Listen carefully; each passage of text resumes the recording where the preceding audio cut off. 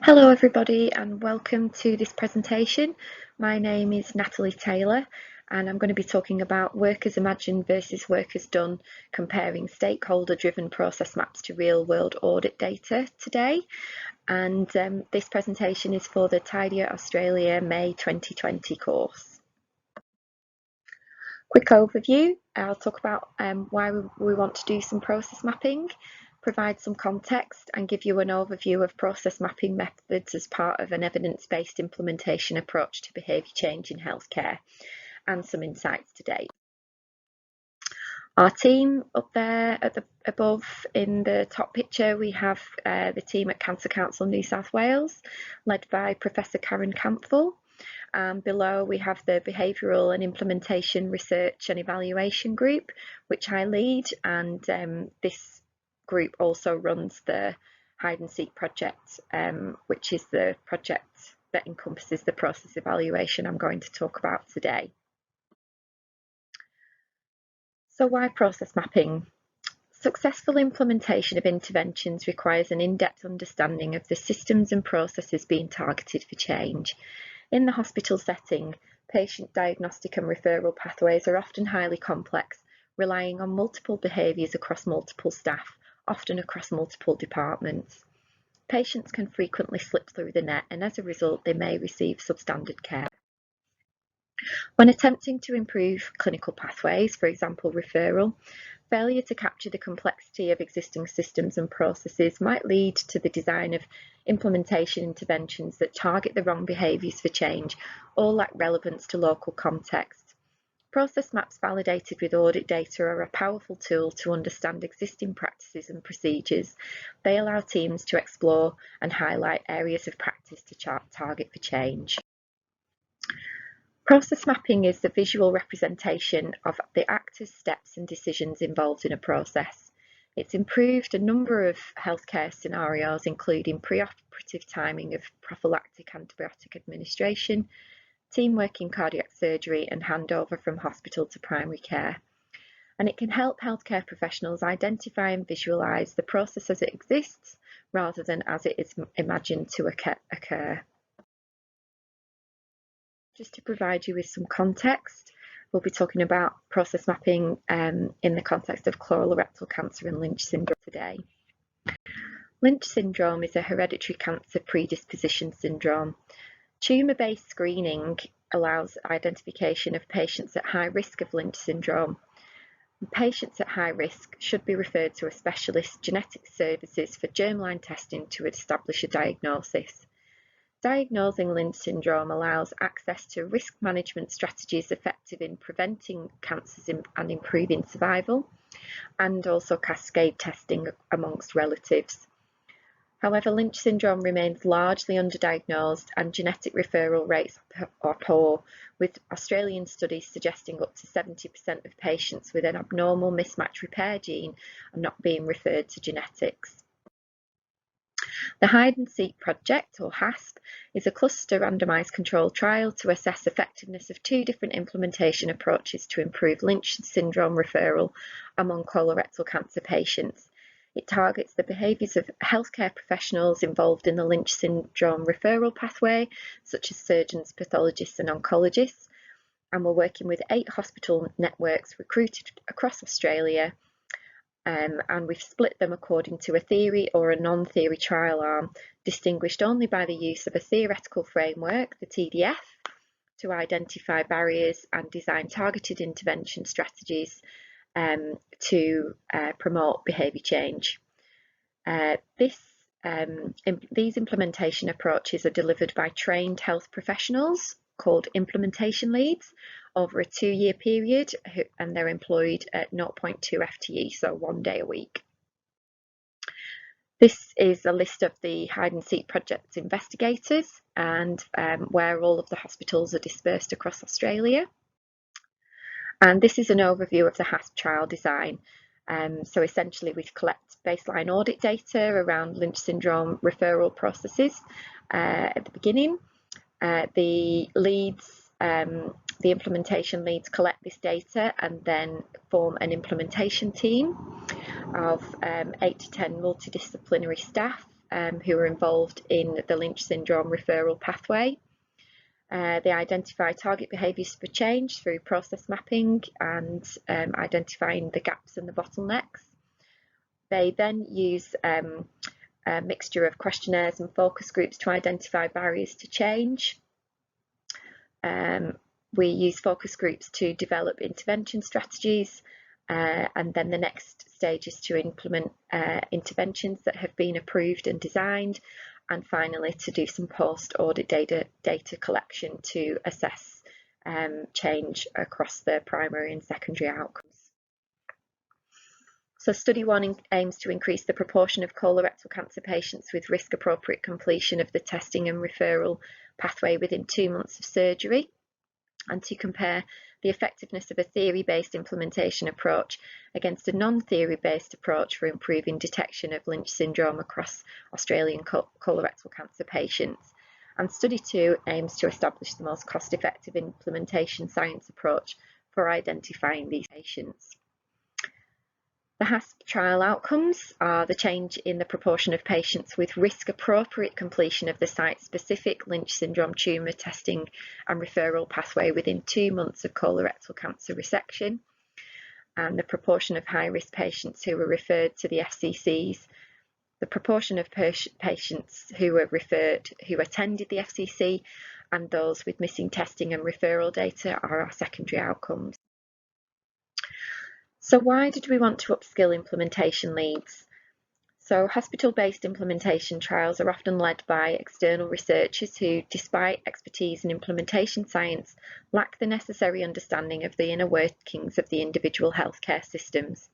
Partnerships with behavioural scientists to upskill healthcare professionals to lead evidence-based implementation approaches may be more sustainable for effective translation. So how did we do it?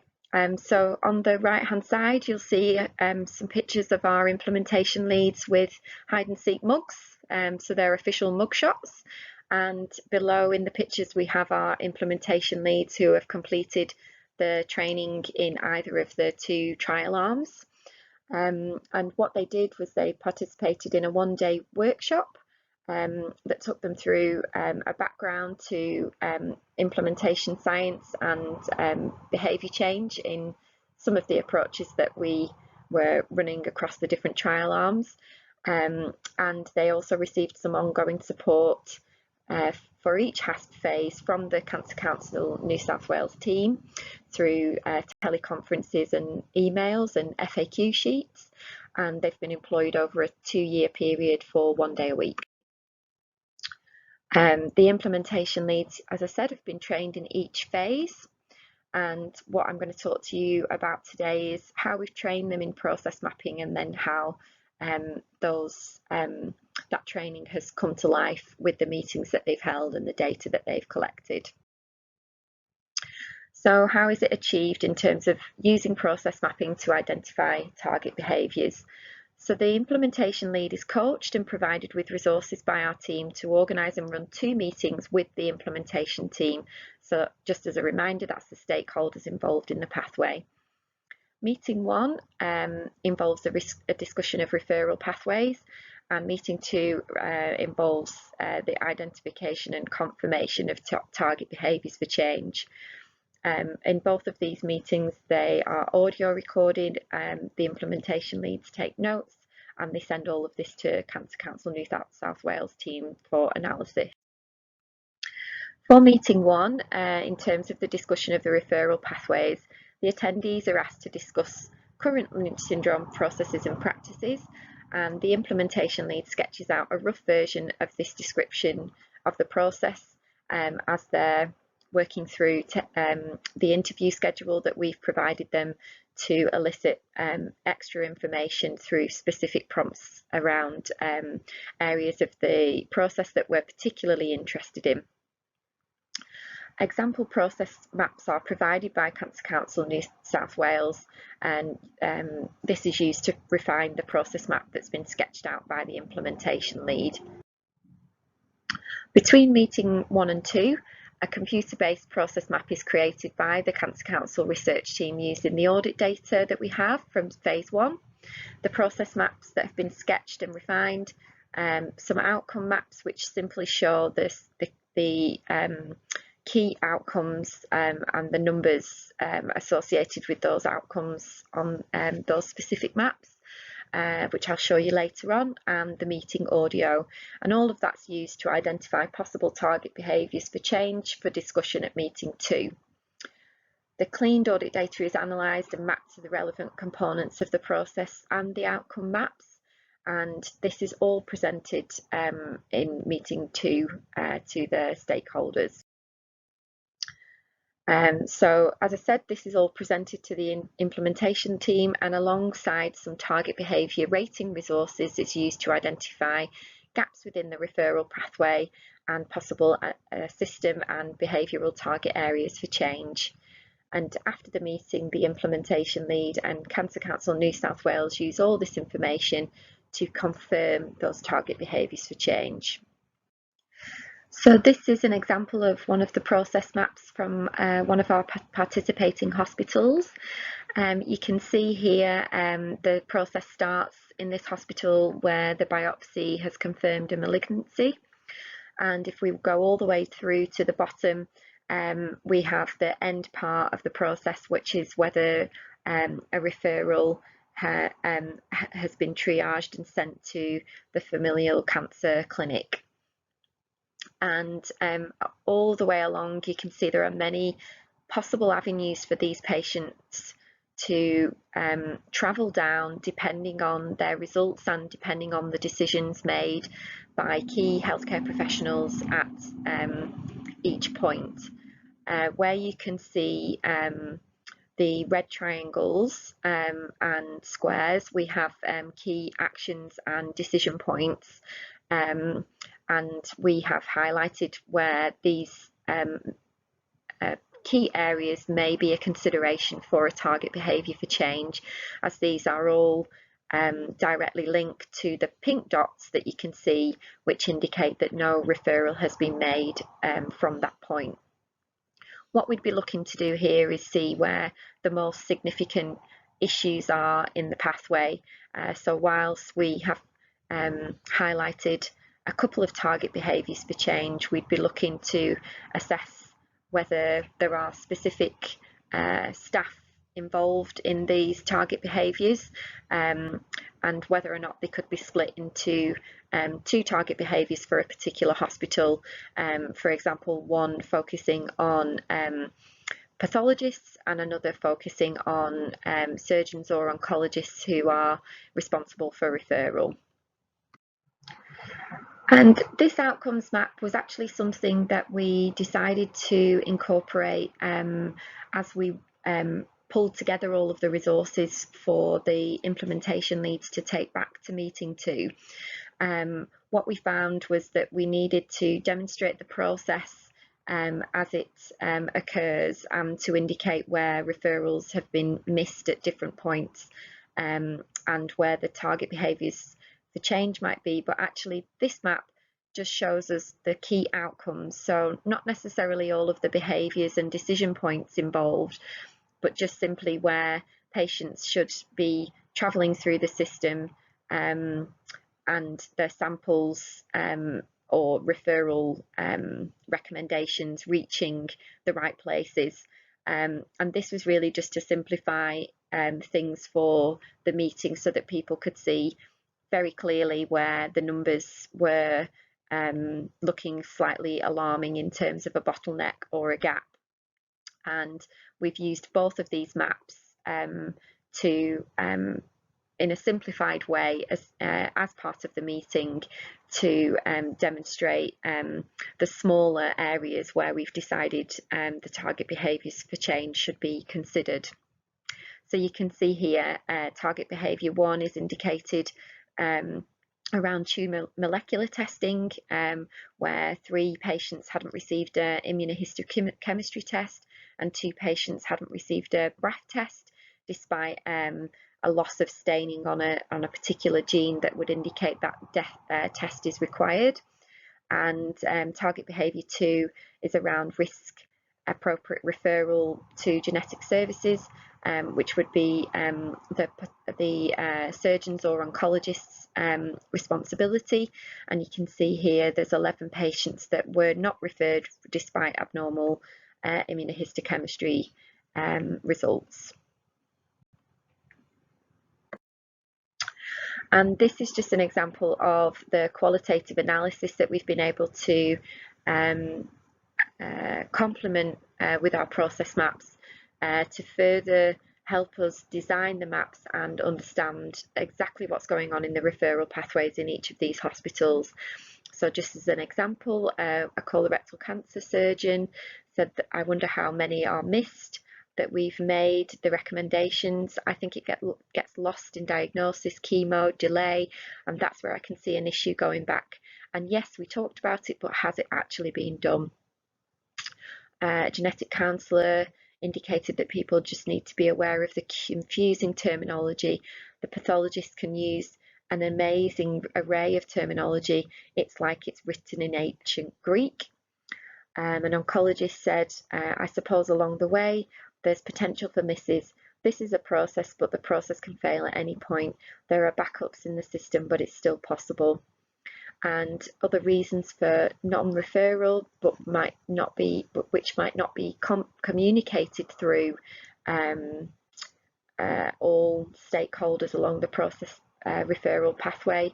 The older they are and the less strong the family history, the more likely they are to be missed. So just to give you an idea of what we do with all of this information at meeting 2, as I described earlier, these are some of the resources that are provided to the stakeholders in the implementation team. So the person who would be completing this as part of the discussion would write their role at the top, and we would provide them with the goal, which is to ensure risk-appropriate completion of the tumour testing and referral pathway, and a summary of target behaviour 1, which is to ensure all colorectal samples undergo mismatch repair, immunohistochemistry and BRAF testing to inform Lynch syndrome risk assessment. So we first show them how we identified the target behaviour. So we've got the outcomes map there.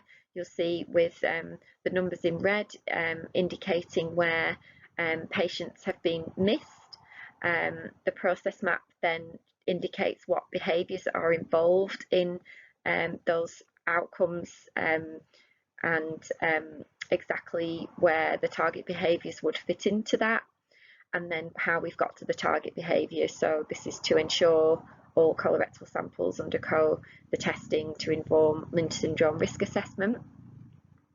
And I guess this is done just to simplify those complicated process maps you saw on the other page, which are presented to the team, but this really narrows it down to the key areas of the process that we're interested in and helps to explain to them in a simplified way exactly how we've reached this conclusion. So with the specific target behaviours, so far we've come up with 2 for each hospital, which actually relate to different staff professions. We asked them to rate the target behaviours in terms of how promising they are across some specific criteria, which comes from the Mickey behaviour change wheel. So how much impact will the behaviour have on achieving this goal? How likely is it that the behaviour can be changed? How likely is it that the behaviour will have a positive or negative impact on other related behaviours? And how easy will it be to measure the behaviour? And then the team can circle where they feel things are not promising, unpromising but worth considering, promising and very promising. And we can take each of these worksheets from the participants to come up with a final target behaviour for change based on all of this information. So we can confirm that target behaviour, and then in terms of what next, depending on which trial arm the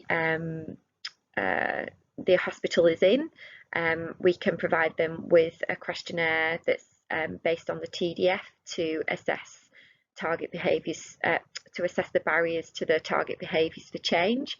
So you'll see this validated questionnaire here, if you look closely, was originally used in the context of nasogastric tubes. So we can replace this target behaviour for the specific barriers that are assessing the TDF domains. So in here it would be, for example, emergencies and other priorities get in the way of being able to ensure all colorectal samples undergo MMR, IHC and BRAF testing to inform Lynch syndrome risk assessment. And then we would be able to go into focus groups to understand the barriers in more detail and co-design interventions in phases 4 and 5. So the significance of this work is that process maps validated with audit data are a powerful tool to understand existing practices and procedures. They allow teams to explore processes together, to understand alternative perspectives and highlight areas of practice to target for change. And training healthcare workers in process mapping methods with ongoing support from behavioural experts is a successful approach for real-world evidence-based implementation. And the take-home messages would be that focusing only on audit data or anecdotal evidence alone is not enough to reliably identify target behaviours for change. Process mapping can enable fruitful discussion about roles and responsibilities along a clinical pathway, and combining audit data with process maps can highlight work as imagined versus work as done and highlight where change is most needed. Thank you very much. I hope this has been a useful presentation. Please feel free to get in touch if you have any questions or queries.